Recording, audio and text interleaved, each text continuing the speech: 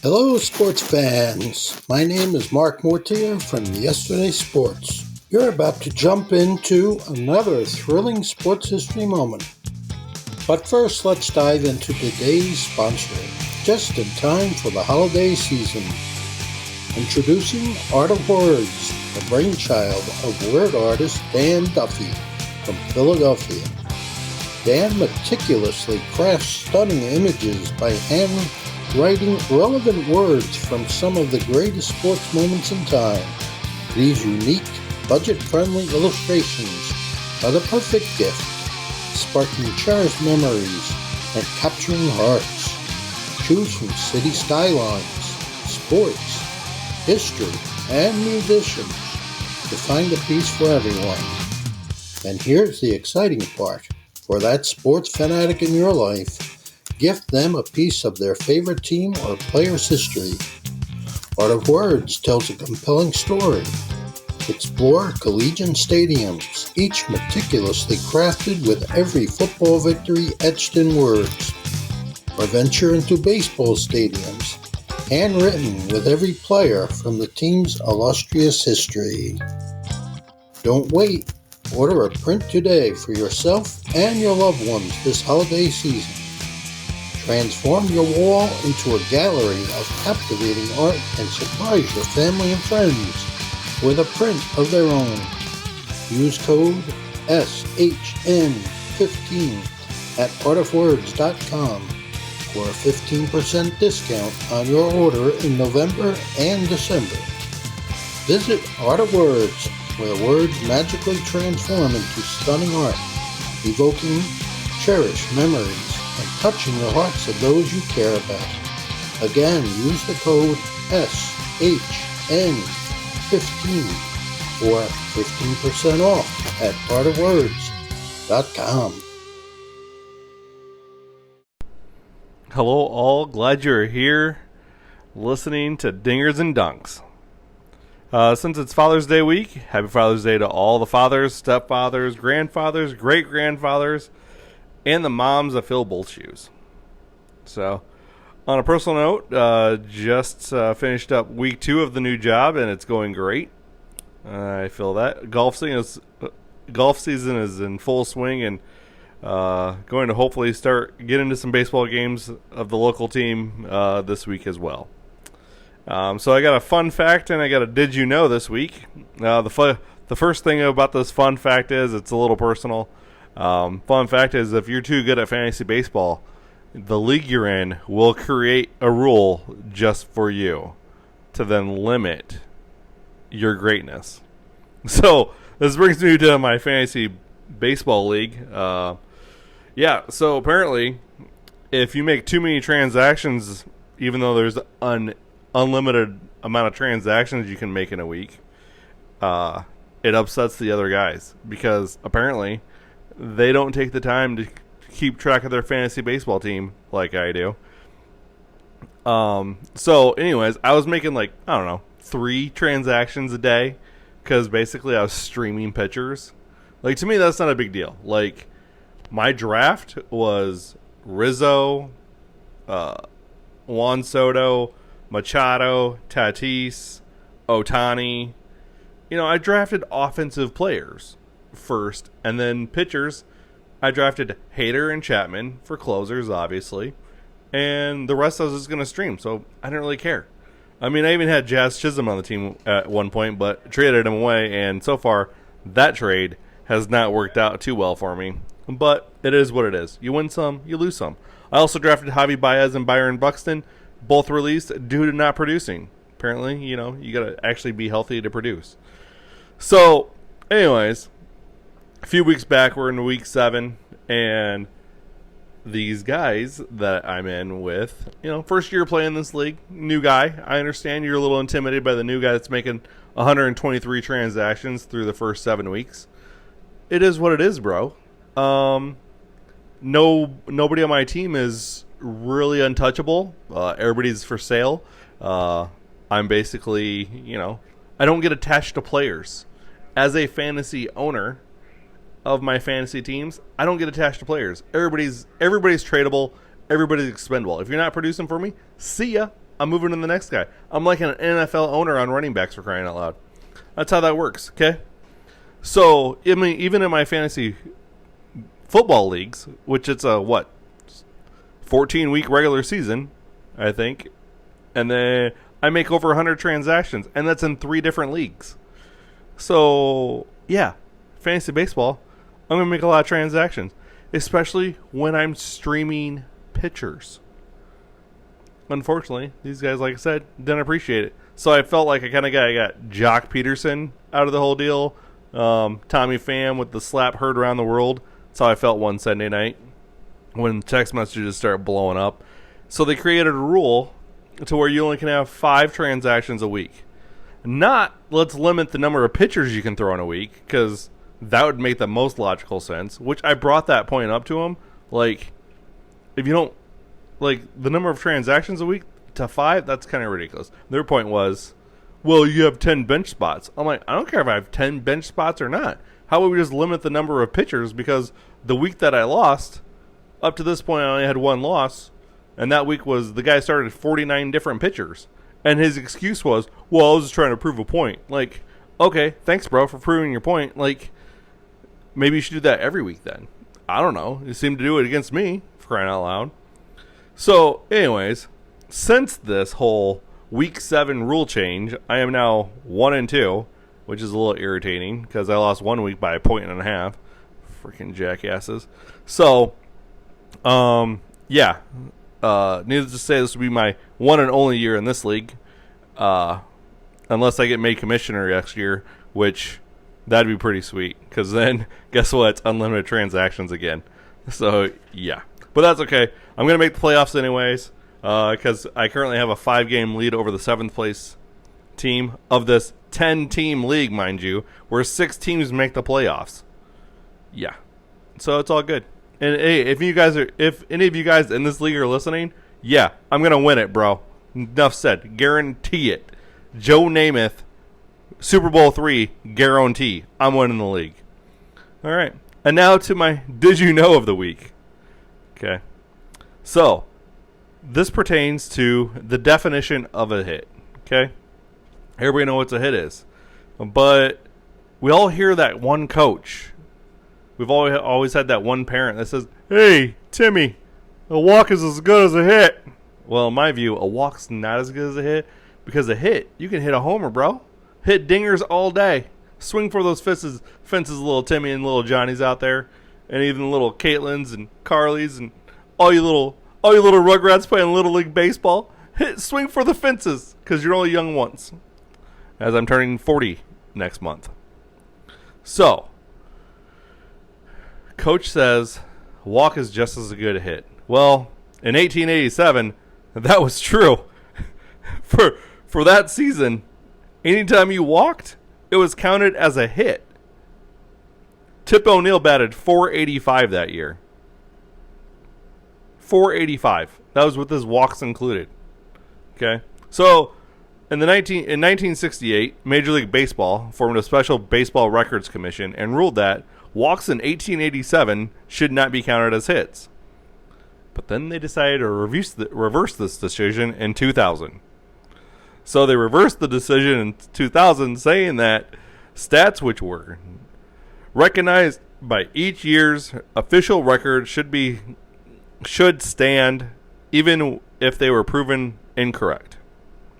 Well, as for Tip O'Neill's .485 batting average, most everybody else, lists his batting average at .435 without the walks, which he still would have won the batting title that year. So, of the now defunct American Association. So that's not a big deal. The controversy here is the Cap Anson and Sam Thompson batting average award, because Cap Anson batted .421 with walks included, and Thompson batted .372. Now, Anson wouldn't have won the batting title if walks weren't included. Thompson would have. So, I guess you guys can decide who should win that piece of batting title history in the National League. And thanks for the fine resources of Wikipedia. Don't always believe everything you read on Wikipedia, just some, like this. Okay? So, appreciate Wikipedia for bringing the stats. Now, let's do the... Man, I love these little segments. Like, I feel like I'm bringing out a little special history, a little more history into the episode for you guys.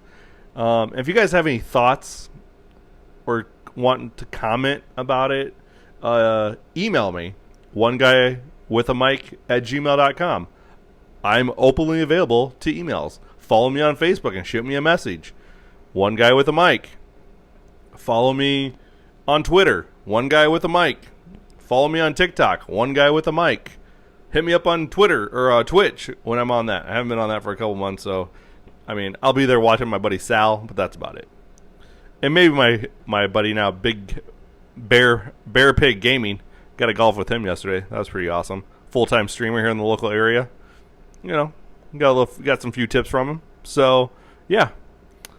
So, anyways, back to this day in history. And the award this week goes to June 23rd. For the simple fact that June 23rd is apparently known for no-hitters. So, if you're going to throw a no-hitter, you probably should throw it June 23rd. Because June 23rd of 1917, Babe Ruth gets one out of the 27 needed, right? He then throws a punch at an umpire and is ejected for the game after he gets that out. So in comes Ernie Shaw, who then retires the next 26 batters for him and Ruth to combine for a no-hitter, with the Red Sox winning that game 4-0 over the Washington Senators. Now, we move up to June 23rd, 1971. I'm a numbers guy, so it's a little freaky that June 23rd, 1917 and June 23rd, 1971, with 71 and 17 reversing one another, we have another no-hitter. This one by Rick Wise of the Phillies. He no-hit the Reds. And he hit 2 dingers and drove in 3 runs in the 4-0 win. All right, now the last one's not a no-hitter, but he got screwed over by the umpire. It was the Montreal Screwjob, if anybody guys understand wrestling terms. That was Bret Hart and Shawn Michaels. FYI. So anyway, June 23rd, 1994. Bobby Witt. Not Bobby Witt Jr. for you recent baseball fans, but his dad, Bobby Witt, was a pitcher for the Oakland A's. Okay? So, Bobby Witt. Oh, and what's so funny about this? What's ironic about this game took place against the Kansas City Royals. Just a little heads up on that. So anyway, Bobby Witt in the 6th inning of a perfect game loses it due to a blown call by first base umpire Gary Cederstrom. Greg Gagne of Minnesota Twins fame and now playing for the Kansas City Royals was incorrectly called safe on a bunt single. Now, mind you, it's the 6th inning. So, granted, it was a 3-0 game at the time. So, you could technically say bunting for a hit there wasn't against the unwritten rules of baseball. Maybe it was the 8th or 9th, then yeah, but the 6th, not so much. So, the second baseman scoops it to the first baseman, and the ball beats the runner to the bag, beats the runner to first, and he's called safe by the first base umpire. And then Witt and the first baseman and Tony La Russa are all arguing about this with the first base umpire. And then the home plate umpire finally comes out and breaks it up and says, get back to work, apparently. So Witt would go on to finish the game with 14 Ks and that one hit and a shutout. I think we should probably rectify that to make it a perfect game, or put a little asterisk next to it. Put an asterisk next to it. Call it good. All right. And I think we've done that with Maris' 61 because he hit it in 163 games. Whoop-de-doo. We've done that with Bonds, I think, right? Because he was allegedly juiced up. So why not this guy? All right. So now let's get to this week's topics, shall we? We are celebrating men's college basketball since it's the 75th anniversary. Okay. We're also celebrating the 20-year career in the WNBA of Sue Bird. Arguably, probably one of the best point guards basketball has ever seen, men or women. Okay. So the question this week for College World Series is, can Oklahoma, in only its 10th appearance in the College World Series, pull off the impossible like what the Oklahoma women's softball team did at the Women's College Softball World Series? As of this recording, they already beat the 6th-ranked Texas A&M, who then went on to beat Texas. The Men's College World Series has been played every year but 2020 since 1947. Okay, so you really can't say every year, but for all you wordsmiths out there, they were like, you can't say every if it wasn't actually every. Like, all right, bro, I got you. That's why I put the exception in there. Okay, so 1947's championship game was played between the Yale Bulldogs and the University of California at Berkeley. It was played June 27th and June 28th in Kalamazoo, Michigan. Yale and California each had to win a district tournament and one of two regionals, because at the time they only had two regionals. Notable Yale player that year was former President George H.W. Bush. And the Cal Berkeley won it. And then in 1948, it was played in Kalamazoo, Michigan again. And again, Yale was there with George H.W. Bush on the roster.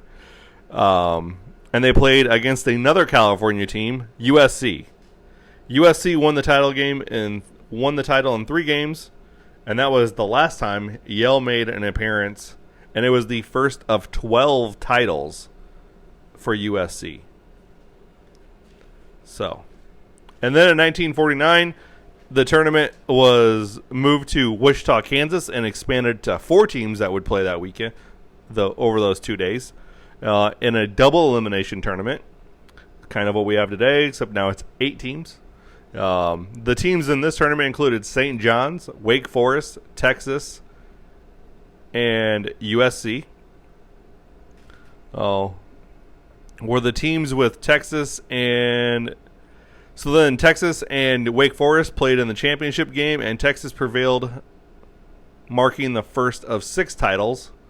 And this is also the first year they recognized a Most Outstanding Player award, and the winner was Texas first baseman Tom Hamilton. All right. So then in 1950, the tournaments moved to Omaha and played at Johnny Rosenblatt Stadium, also known as Omaha Municipal, up until 1969, I think.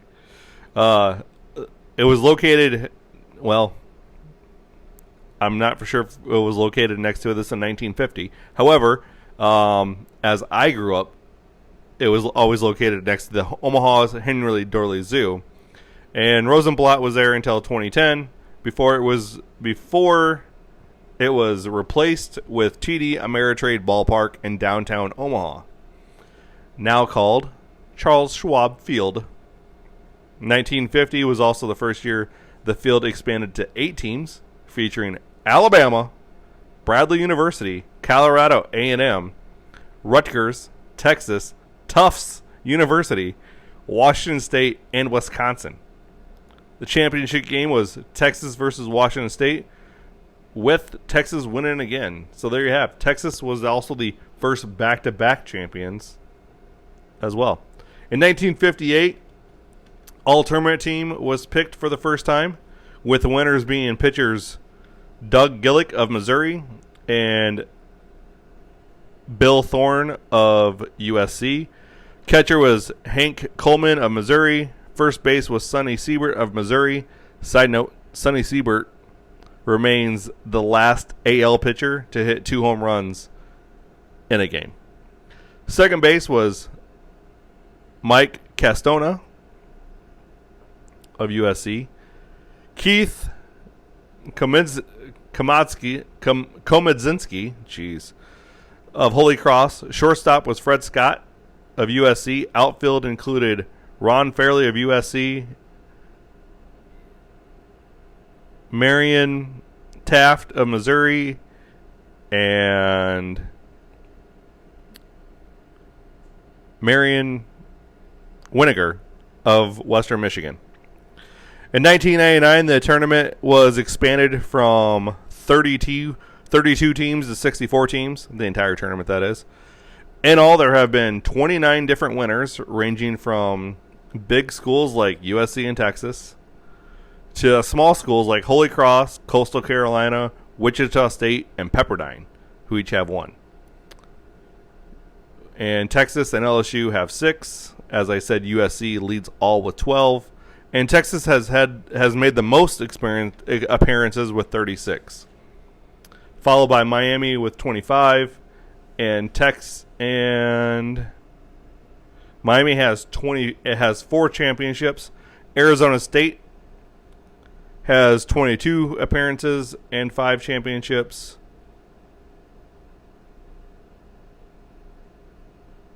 Oh, sorry. Yeah, Arizona State and FSU have 22 appearances. Arizona State has 5 championships, while Florida State has a big 0. Been there 22 times and have yet to win a championship. USC has 21 appearances. So, heck, if USC is making the College World Series, they're probably going to win it. Players such as Bonds, Clemens, Troy Glaus, Alex Cora, who is coach of the Red Sox, Nomar Garciaparra, Deion Sanders, Dave Winfield, Mike Schmidt, all have played in the College World Series, and multiple other major leaguers, like Mark Pryor and Mark Apple. Even though I don't think Mark Apple really made the major leagues. And then you have Roger Clemens, who has won a College World Series, a Major League a World Series, and 7 Cy Youngs. He wasn't even named. Even though he threw 9 innings the championship game in 1983, he still was not considered the outstanding player of the tournament. Nor was he named on the all-tournament team. Calvin Schiraldi won the most outstanding player award. Most recently, Dansby Swanson is the most recent College World Series winner and World Series winner. Justin Turner did it the year before. Terry Francona has a College World Series title and a most outstanding player of the tournament in 1980. And then he won a World Series as a manager with the Red Sox. And then there's Ed Sprague. I know not a lot of people know about Ed Sprague because he played for 4 years in the major leagues maybe. I don't know. Maybe more than that. But he did win back-to-back College World Series titles in 87 and 88. And then he won back-to-back World Series titles in 92 and 93 with the Blue Jays. Now, his first World Series with the Blue Jays, he appeared at 2 at-bats.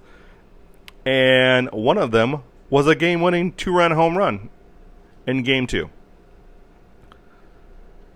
And then history was made this year at the College World Series as for the first time since the field was expanded to 64 that no seeded team would win in the first round. And for the first time in 23 years, all 4 first games were decided by at least 4 runs. So hey, if you're ever in Omaha in June, check out the Men's College World Series because it's just awesome. And all my stats was brought to you by baseballreference.com. Again, I'm not sponsored by them. I'm not associated with them. I just like using their website. And Wikipedia, of course. But that's some or the other. So, there's been a lot of great history in the College World Series. It's going to be another fun week. Can't wait to see if Oklahoma can pull it off. Boomer Sooner, baby. All right. Now, let's talk about Sue Bird. And how Sue Bird has to be considered one of the greatest basketball players of all time. It has to be. And for sure, one of the best women's basketball players of all time.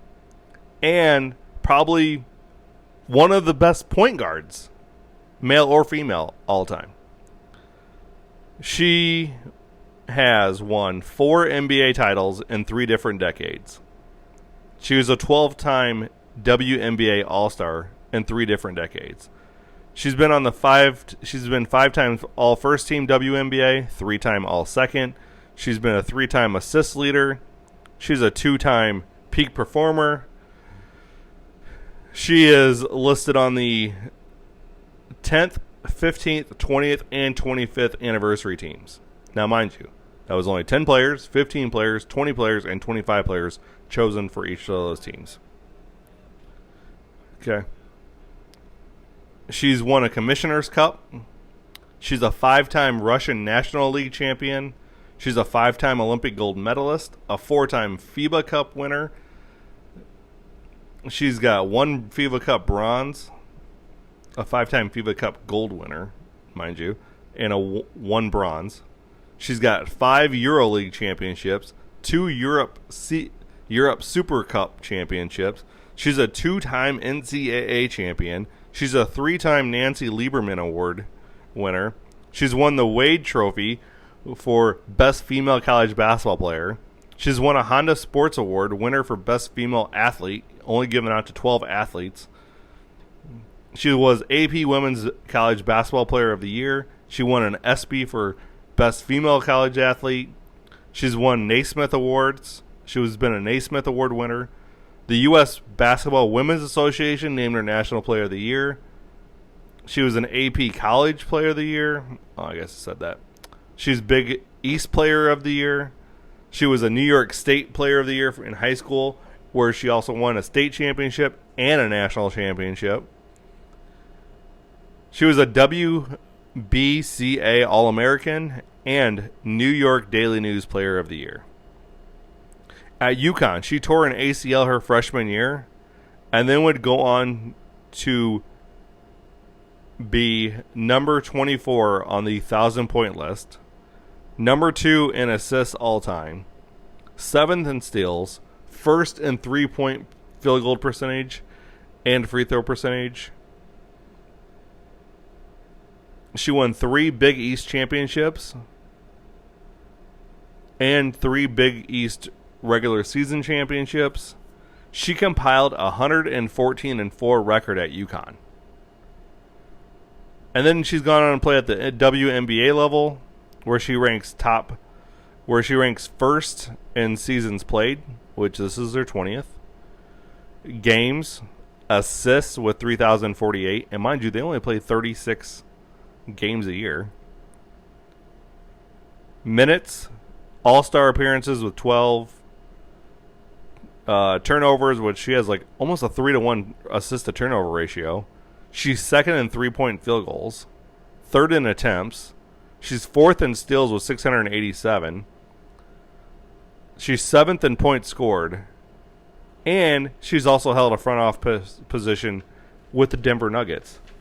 Like, she has contributed so much to the game, to the women's game of basketball, that the only other female athlete that I could find that was remotely on her level or above was Deanna Taurasi. Okay.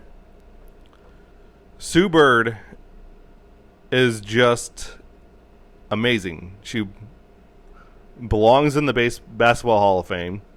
She's an inspiration to, should be an inspiration to not only female athletes, but also male athletes, as some of her numbers have been that she put up are easily comparable. If you expand them to an 82 game season, she could easily average 22 points and 10 assists a game in an 82 game season.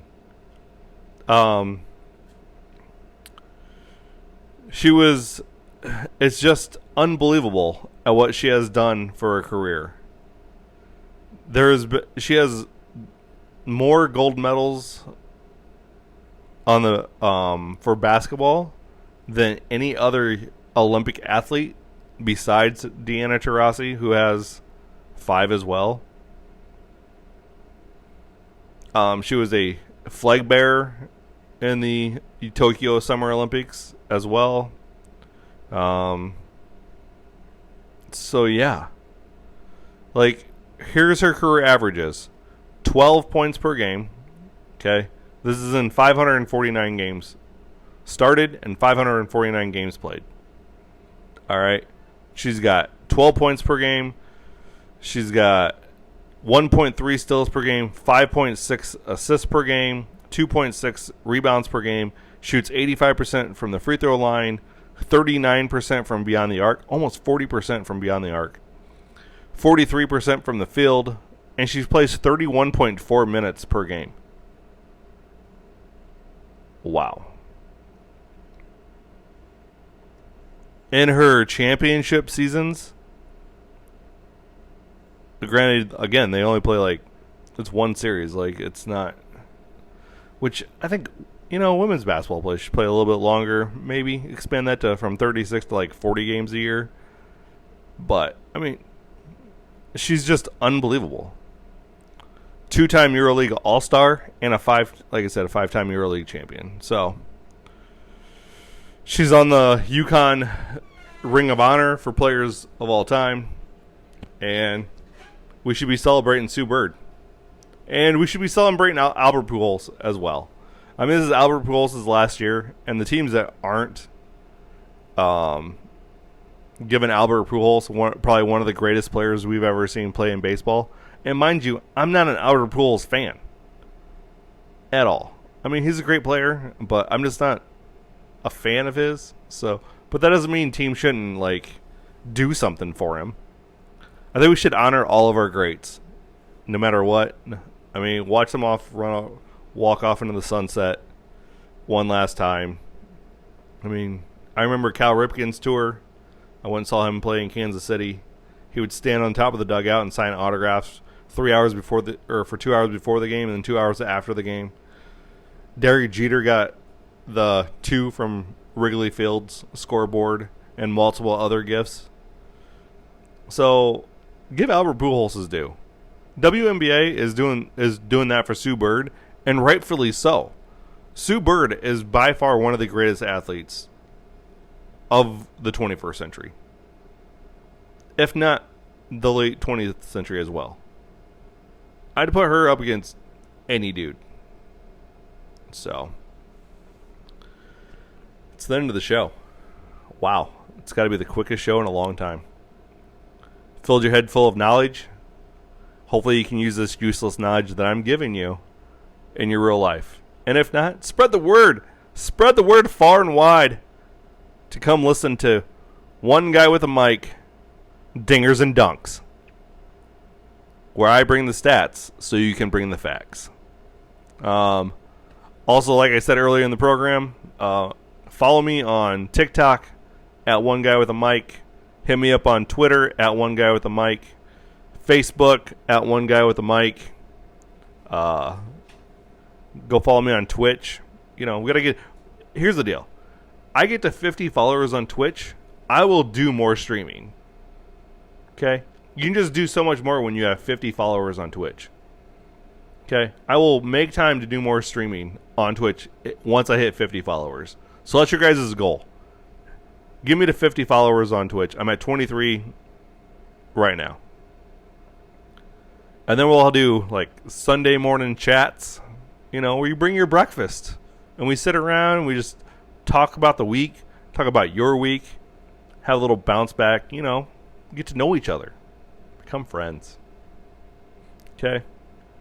Follow me, we're on all your social media platforms. Oh yeah, Instagram for sure. I mean, I don't put a whole lot of photos on Instagram, but that might start as well. We could get there. Also, I don't know. I was gonna say something, but totally forgot. Boom, mind blown. I don't have something to say. All right, y'all have a great night, great day, great afternoon. Hit that subscribe button, hit the follow button, ring the bell so you're notified when these things drop, because I'm really trying to drop them on Sunday mornings, but sometimes my schedule, like this week, gets in the way, and here I am on a Sunday night dropping it for you.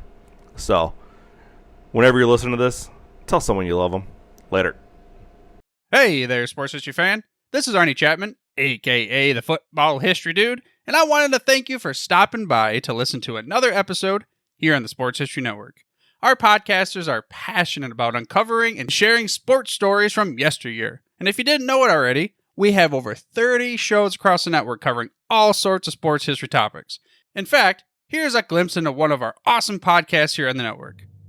The Pigskin Tales podcast is all about the lesser-known pro football players. Yes, there are stories about the ones we know, like Brad Tarkenton and Harold Red Grange. But have you ever heard of Ernie Nevers? How about Dave Osborne or even Grady Alderman? These men created their own path to the NFL. How did they do it? Listen to the Pigskin Tales podcast, now streaming on your favorite music platform. Go to pigskintales.com. How about that? I bet you're super hyped to go listen to that new podcast, right? Well, to learn about this show and all the other podcasts on the network, head over to sportshistorynetwork.com/podcast. Again, that's sportshistorynetwork.com/podcast. Head over there today to find your next favorite sports history podcast.